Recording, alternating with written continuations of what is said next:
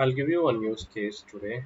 One more extra server I'm going to add in our architecture. So far, we added Cloud Config, API Gateway, and Eureka. And we are going to introduce one more service. For a use case, coming to use case, we have multiple front ends and multiple back ends.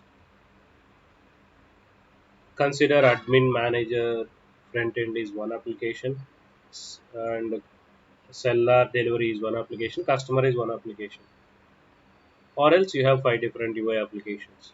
Let it be any number of. So always customers or admins or managers, sellers, they used to perform some operations. So their request will forward to gateway, and from Eureka they will get the address of the availability of your service, and the request will be forwarded to your application. Sometimes while customers placing request or while sellers creating products. Let's say you are a customer, you went to Amazon, tomorrow the Great India Sale is happening.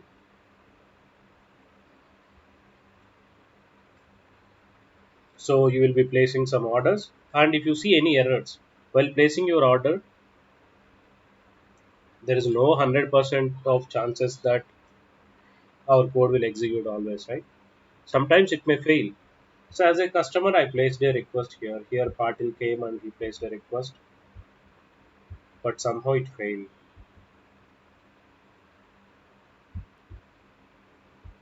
And for others, it is going success. So he placed a request here via customer UI. That call went to API gateway and it went to customer service. From customer service, there are some downstream systems, some more systems to identify product availability. Consider there are some more microservices. So the request from customer service, it is hitting other services as well to know the product availability. But somewhere it got failed. Somewhere it got failed. Customer saw the error message. Customer saw the error message.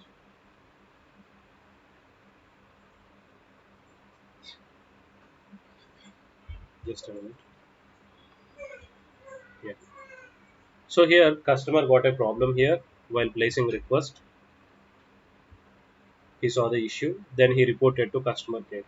He called, he picked a phone and he called to customer care and he reported the issue.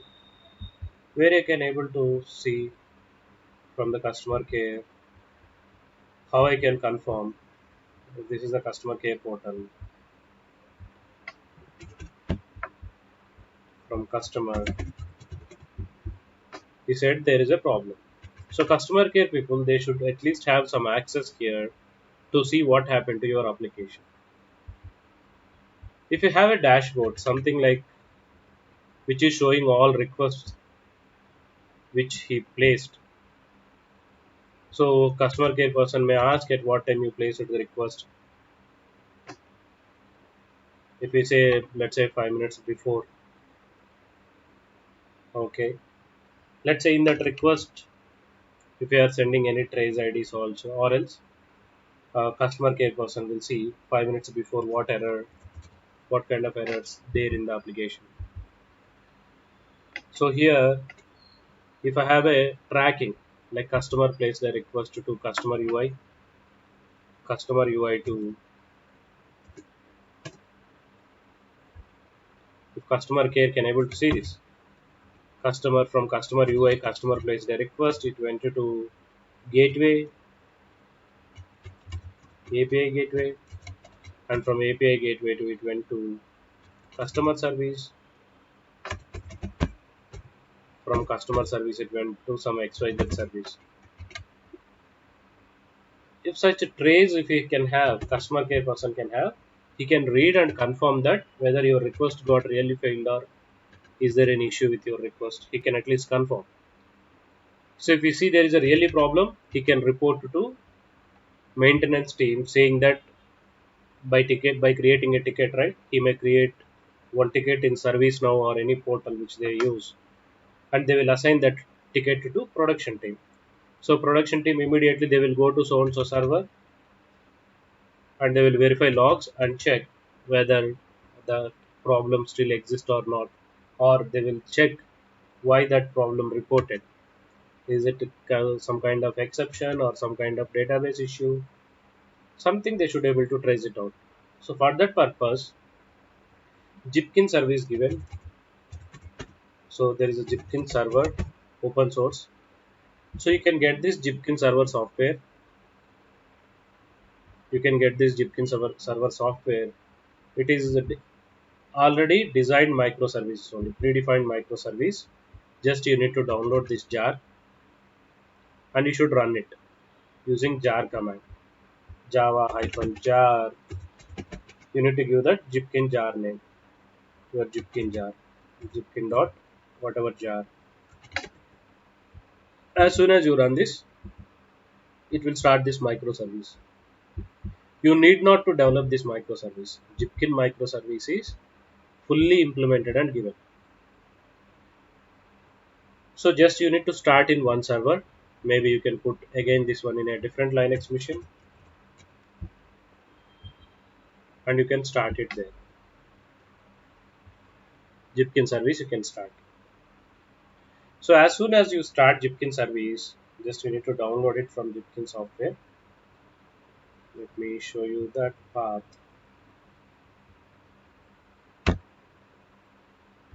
If you go to jipkin.io, right, they provide the jar file.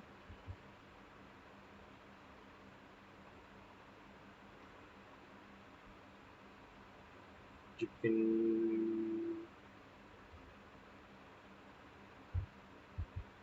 you need to install it actually.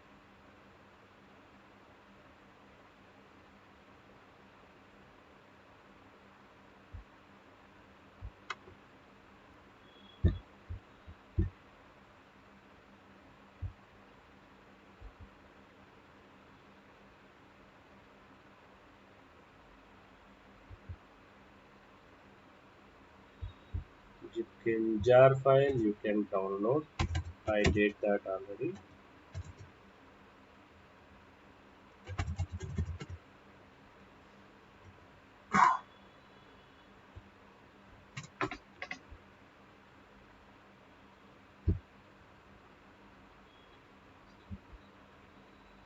Uh-huh. No, no, third party library. So now they discontinued and going with Docker, Docker container they given. Maybe you need to have Docker software and you should run it there. Otherwise, I have this jar file. You can download and run that jar, Jipkin jar file. Okay, as simple as that. Just to download Jipkin, Jipkin server 2.1, 2.9. I downloaded. So download that Jipkin jar, extract it. Just extract Jipkin jar.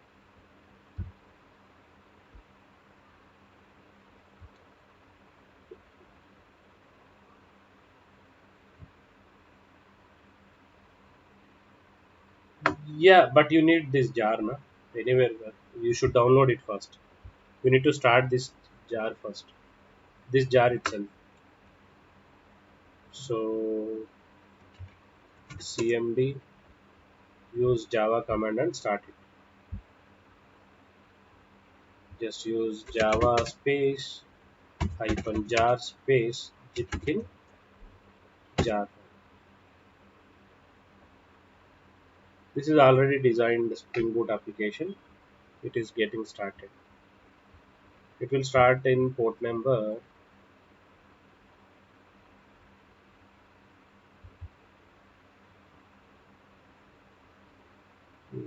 Number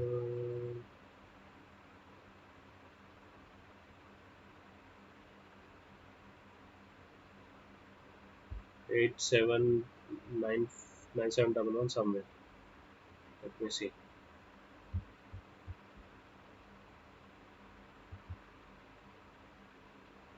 Yeah, 9411. Maybe you can give your desired port number also. Hyphen hyphen server dot port is equal to, you can give your required port. But default, that Spring Boot application using 9411. You can customize it. There is no first and rule that you need to use that. So when I see this Jipkin 9411, as soon as you start, right, like your Swagger dashboard, Jipkin dashboard you will get here. Like Eureka dashboard, Jipkin dashboard. So when you click find trace, it will show all the traces if it have already. Okay, so already some traces it have which are recorded 30 minutes before. Now, how to use this Jipkin in my microservices? Okay, I downloaded and installed it. Fine. How to use for my microservices? How should I report my issues to Jipkin? So to use Jipkin, you need to add Spring Sloth dependencies. Okay, so you need to add these two dependencies to your application as soon as you create your application, right? Along with Eureka, actuators, add this Jipkin dependency. Spring Cloud Sloth, Jipkin dependency, and Sloth dependency. Add these two dependencies to your application. That's it. You need not to do any extra logic. Just add dependencies. It will take care of everything. So as soon as you start, add them and start it, your application automatically will be registered with Jipkin. So like that, I created A, B, C, two, three applications. A application, B application, C application, like your microservices. So what I am doing in that example is, first I started Jipkin server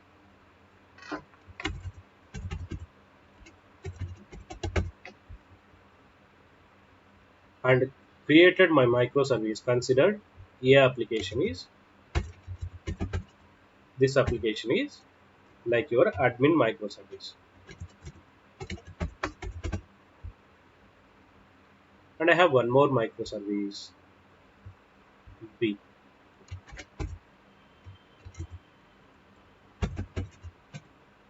manager microservice.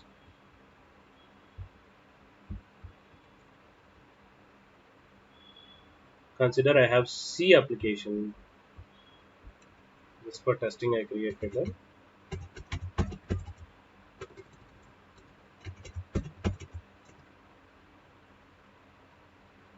CU.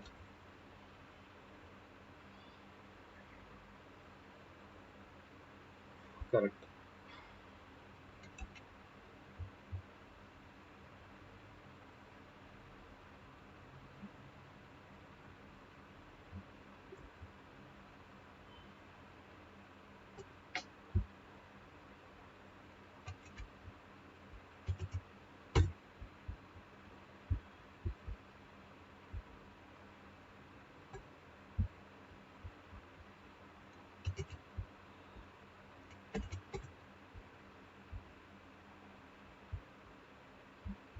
Consider this is like some delivery application, delivery microservices. These all are internal applications. Customer application is the outside application. Now these internal applications are having some internal calls. Admin is calling manager service for a specific request to know where the current delivery is. Manager is calling delivery application to know the delivery status. A2 request traveling till C. So when you place a request from front end, this admin person, when he place a request, maybe from his dashboard, from admin dashboard, if admin place a request, from request happening from this admin UI, right? Admin UI to, from here, I got a request here. From here, request went to this. At what time? Which request came? Let's say I got a request to review delivery. This is my URL. When this review delivery URL came to admin service, let's say now the time is uh, 8 8:53 p.m. From here, when this call went to B, review delivery call, let's say if it took few more microseconds, 8:53 dot something microseconds, 02 microseconds. From here, when call went to C, finally the call is coming here so that it can able to trace where the current request is. I mean current delivery is. If something happened here, failure or success, in between, right? Let's say if it went fine, everything fine, 8:53 point for 30th microsecond, everything is completed and response went back. So what Jipkin server will do, every request it will keep it here. Every request it will record while you are sending your request, right? Every request it will raise and record here. Like a filter, it will work. Every request will go to this and it will register into your Jipkin server. What it will record means, while you get the request, for your request it will get generate one ID, one trace ID,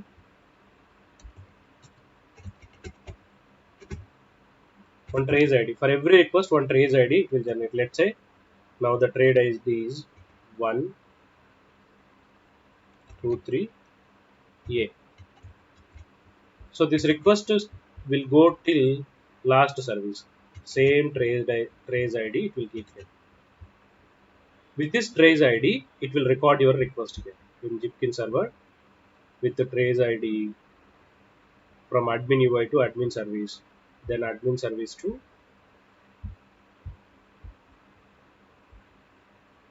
manager service, then manager service to delivery service. How the request is going, it will record everything here.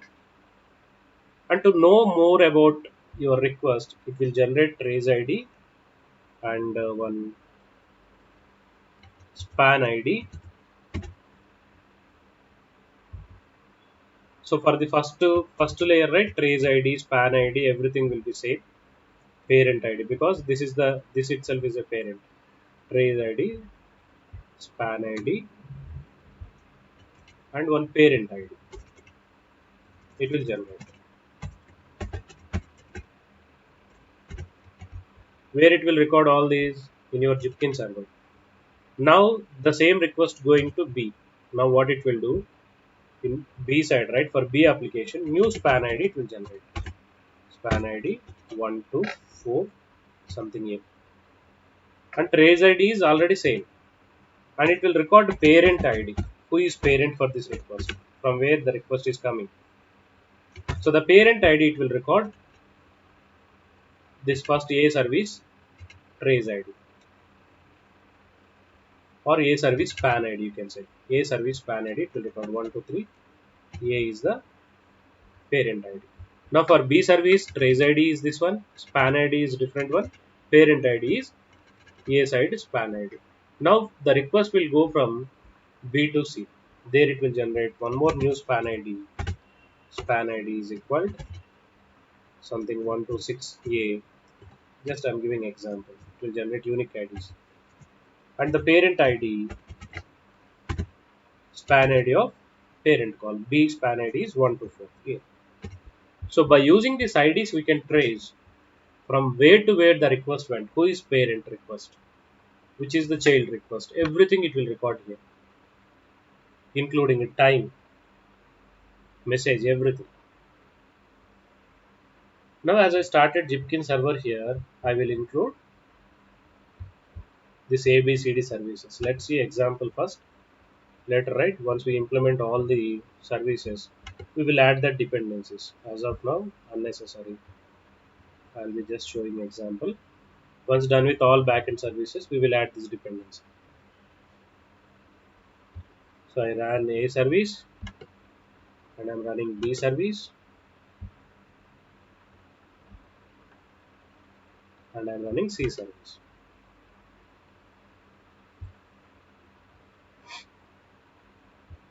Okay. C service is implemented with one simple REST call in port number 9093 it will run and integrated with the Jipkin server. Jipkin server URL you should pass like your config server URL. When you place config server URL, configurations it will read. When you place Jipkin URL, your request to trace it will send it to Jipkin automatically. So here I have one in C service I have one REST call. The call name is C call. Nothing I am doing, just waiting this request for 3 seconds and returning response, C method response. So I'm intentionally calling this C call from B method, from B service. Inside B I'm making a REST call using this REST template. I'm making a call get object, placing call here, C call. As soon as I place call, I will get string response. I'm getting that response here, appending that response here finally. Who will call B? A will call. So for A, what response it will give? B sleuth method response plus C response, which got from C call. This is C call, right? C call response I will receive, that I am appending here. The who will call B? A. So the same microservice is calling B here. So the B response I'll get. What I will get in B response? B plus C response. So I'm appending A and the response from B, which is included with B and C responses. So now let's call A call B, B will call C. That's how in a chain I am executing. 9091, in 9091 A is executing. So I'm just placing a call.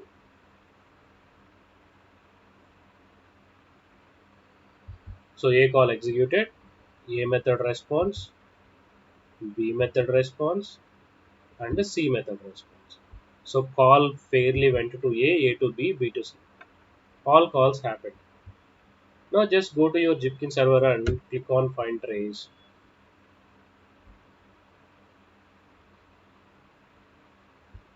It is showing one message here. Less than a minute ago. Just a minute ago there is a response. All responses are green. A app response is green, B app response is green, C app response also green. Everything showing it into green. That means this request went fine. And you can see the flow how it went. A call went to B, B call went to C. You can collapse all and read about, sorry, expand all. Open each call and see what it will provide there. I clicked on A call, it is showing when this request came. Time 9:31 p.m. 31 seconds actually. By 34 seconds it got the response. It started here, it finished here. So I got a call A to the service. So here it given one trace ID, span ID. There is no parent ID. Okay, because itself is a parent. The first A call itself is a parent, so no parent ID. 113 is the parent ID, same span ID it will generate here because itself is a parent. Now, fine. Click on B call and see services. Now you can see two services, A call, B call. A brought the request in here, then the call went to B. So B call executed. You can see trace ID, same trace ID. Span ID is new. Parent ID is A call parent. A call span ID as a parent. So it is showing when this is started and when this is finished. Right? Now go to C and see when request came to C and when it is finished. C call. Here you can see same trace ID. This span ID for C. This is the parent ID. B call span ID itself is a parent ID. So using this span ID, parent ID only, we can able to link them. Jipkin server, at least internally, how it will link them using that IDs. That IDs are auto generated. When you place a request, right? When you place a request to A, it will generate that IDs as you are using sloth dependency, right? As soon as you place a request here, for every request it will generate a ID. It will generate one span ID. So using that span ID, it will record.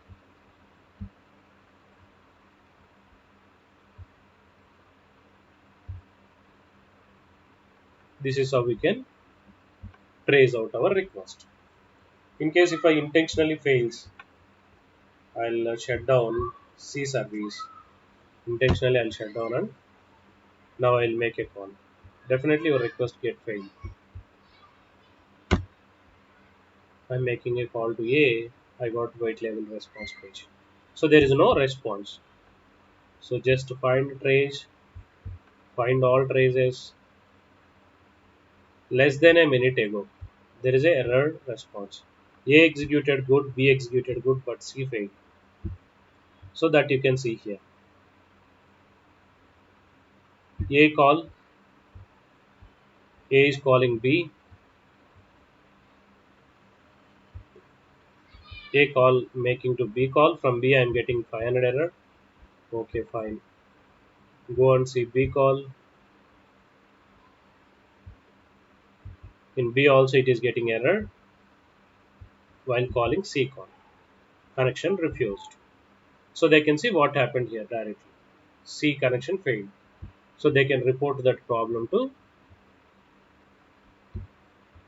admin team. So they can look after this or look out this issue, what happened to it. So that they can easily able to find the solution. Is it down or is it up? Are there any exceptions? Okay. So we will include this Jipkin also in our architecture. We will be including Jipkin server also in our architecture to help us or to trace our request. How the request is went success or fail, right? So for distributed tracing, we will use it.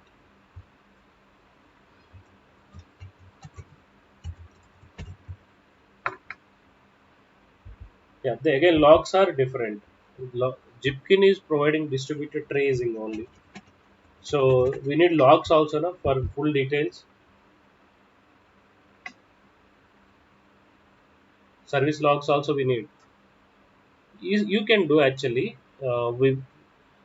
We can have cloud services.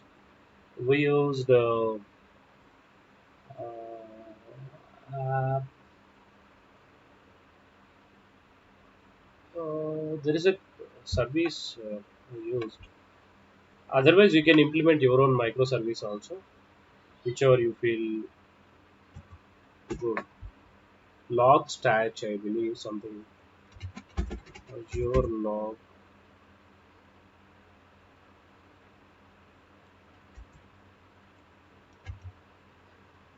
stash.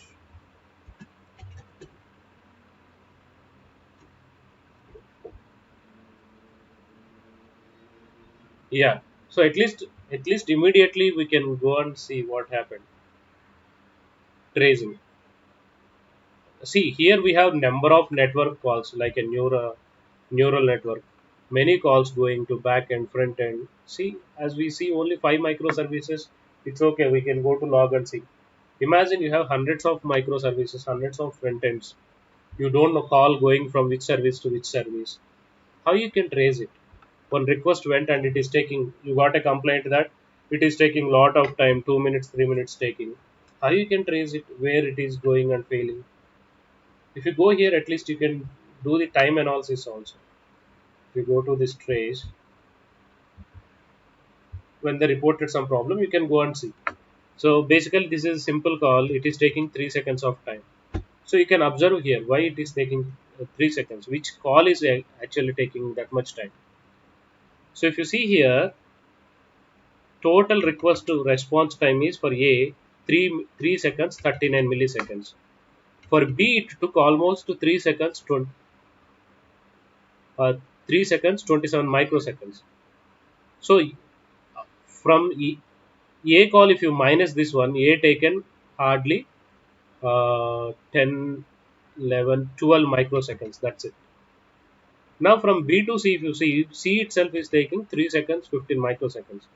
So again, if you minus from B to C, B also hardly taking 12 microseconds. 12 that's it, 12 microseconds. Then I can see here lot of time taken by C only. C itself is taking 3.15 microsecond. Why? You can go to code and you can see why it is taking that time. If I go really to C application and see, I can see I intentionally written some thread sleep logic. If you see this is a bad practice, you can comment it. Maybe your response time now it will improve.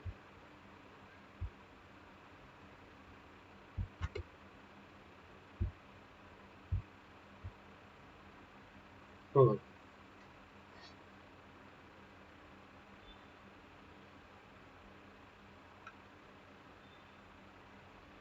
That one also it will log it now here.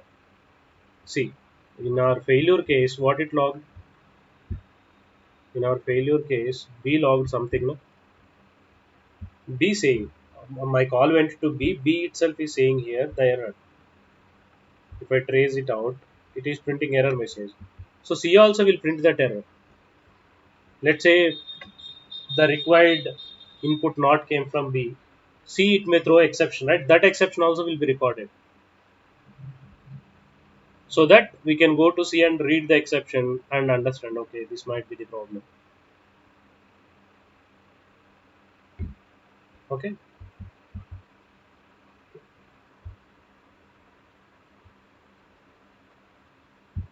Now C started. Let's see. Now very quick response I got. Again go to Jipkin and see. Earlier it used to take lot of time. I found out the problem and I resolved it less than a minute ago. One executed one service. If you see hardly it taken 300 milliseconds. Earlier request used to take 3 seconds 39 milliseconds or 3 seconds 300 milliseconds. Different time frame it is taking. So here if you see very less time. Now if you see time taken here microseconds only. The complete request itself finished in 317 microseconds. Small size,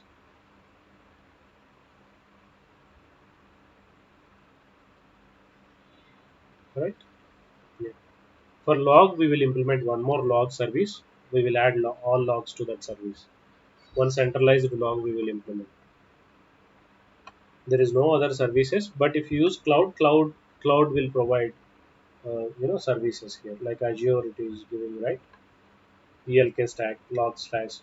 You can just integrate that with your application. That's it. All logs will go to ELK.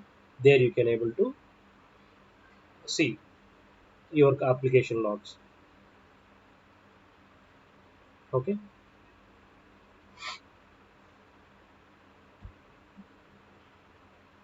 Yeah, I used myself Azure ELK only. One service we created for all our microservices. So that will give better GUI and all. If you see, they will give why exceptions came, what all exceptions you have in your application. It will divide each error and very detailed UI it will give you. Log stash Azure UI. Yeah. So we can go and trace. This is how dashboard it will give. From the dashboard we can see latency issues or error issues, error request responses. So the log time we can enter here, maximum age. Okay, it is easy to trace that. Hmm. Yeah, it is easy to use. Directly we can integrate that ELK link in our configuration. That's it. All logs, whatever logs you write using log4j, all logs will be recorded into that central server. You need not to write any special logic. Just if you use self4j annotation and if you include something SL4j,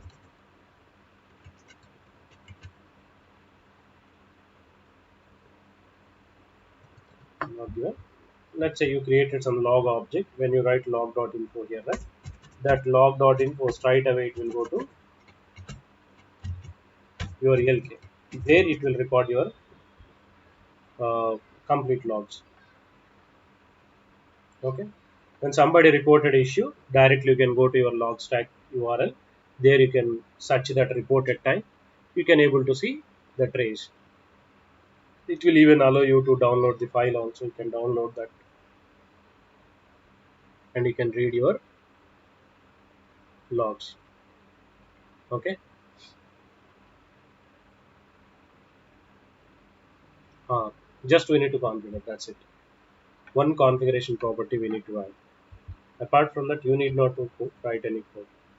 On the fly, they will apply. Jipkin, Eureka, everything on the fly applying, right? We are not writing any special code for them. They are watching out if your service is required. These services are going and doing self registration themselves. Okay. Yeah. So I wanted to, yeah, add logs we can implement. That's not a big deal. Um, what we need the mail API, right? I said one mail API example. I'll give you integrating with Gmail API. SSO with Gmail and Gmail service also.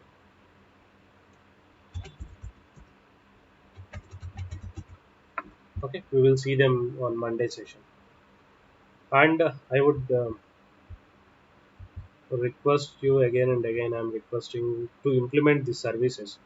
Try to implement manager, seller, customer. You have access to entities, right? Take them and try to implement your site. Otherwise, I'm not going to spend that much time. After one two use cases, I'll finish that UI and backend services and integrate and show you in the Linux itself because it takes a lot of time. Okay, that is not the main goal here. Writing each and every line and deploying. Okay, so basically all are CRUD operations only. Nothing new you do. So I would request you to do that just following the first use case. Okay, and one issue we got right, the post issue that I will sort it out. Monday I'll show you. Okay, I will commit it. Yeah, yeah, that I haven't done. Today I'll do that. Okay, not today. Tomorrow I'll do that and inform to everyone. Okay. So up to date, whatever code I have implemented, including the slope Jipkin examples, I will add there. Okay, go through it. Yeah. So yeah, we'll catch up on Monday session then. Okay, on 8:30. Yeah, few APIs, mail API and SSO I'll show. One payment gateway example also I have, but with the test API. Maybe not now. Later when I have my GST number, right? uh, I'll get payment gateway for my company and I can show you real time payments also, but not now. Later, whenever it possible. Hmm. That we will do. Exception handling and circuit breaking also. Yeah, thanks for reminding. Circuit breaker also will add everywhere. Uh, Circuit breaker with cache. I'll show you one example. I will try. I'm not sure that that is not worked before. I tried with Rabbit, but this weekend I will sit and write the code. Okay, we will see Rabbit MQ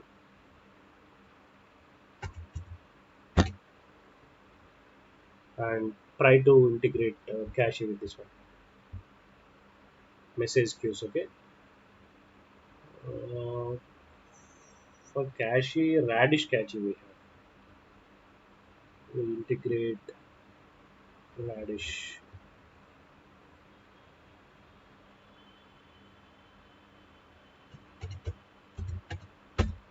Okay.